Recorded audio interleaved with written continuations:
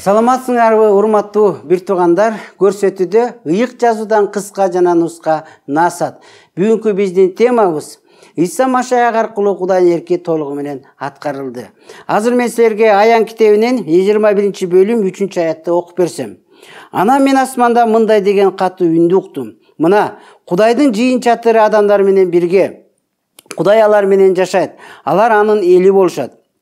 Кудай өзү алар менен болуп, алардын Кудайы болот. Амин. Негизи эле Кудайым адамдар менен келишим түзгөндө негизги максатын дайым айтканда, силер менин элим болосуңар, мен силердин Кудайыңар болом деп. Жана ушул Кудайдын максаты Иса Машаяк аркылуу, ушу келишим аркылуу толугу менен аткарылды да. Анан биз эгерде карап көрсөк, бул келишимдер, эски келишим, жаңы келишимдер мындай коштолгондо, мисалы эски келишим дайым ушул убада, пайгамбарчылык, ошондой эле бул сүнөт, курмандык, пасак майрамы, жана ошондой эле баягы образдар, анан Израиль берген абираттар аркылуу эски келишимдер коштолуп келген да. Жаңы келишим болсо, бул баягы Кудайдын сөзү айтуу, жакшы кабар айтуу аркылуу, жана ошол чөмүлүү аркылуу, жана ошондой эле бул ыйык кече, эскерүү келишим боюнча, эскерүү кечеси аркылуу келишим коштолуп келген да.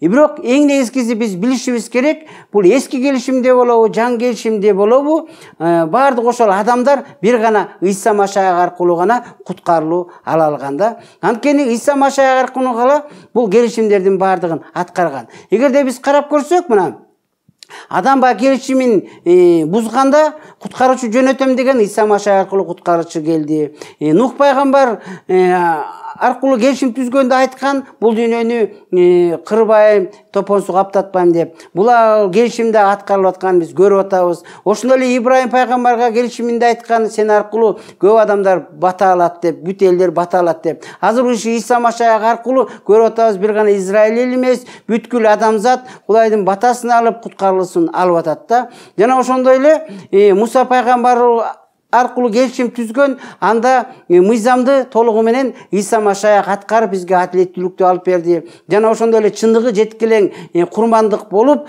жана эле бизге куткарылууну дагы берип атат. Ошондой эле Дөт падыша менен түзгөн келишимде падыша жөнөтөм деген ал падыша Иса Машаяк аркылуу чын эле келди. Иса Машаяк чын эле өзүнүн падышанын патшасы экенин көргөздү да, анткени ал өлүмдү дагы, күнөөнү дагы, тозокту да, шайтандын өзүн да жеңип, чыныгы падыша экенин көргөзүп, ушул убакта өзүнүн патшачылыгын куруп, өзүнүн ыйык элин куткарып, ошондой эле Кудайдын максатын эркин аткарып жатат да. Мен да силерге каалайм, силер дагы ушу Иса Машаяк аркылуу келишим түзүп, куткарылып алып, Кудайдын эли болуп, Кудайдын батасын алгыла. Саламатта калыңыздар. Амин.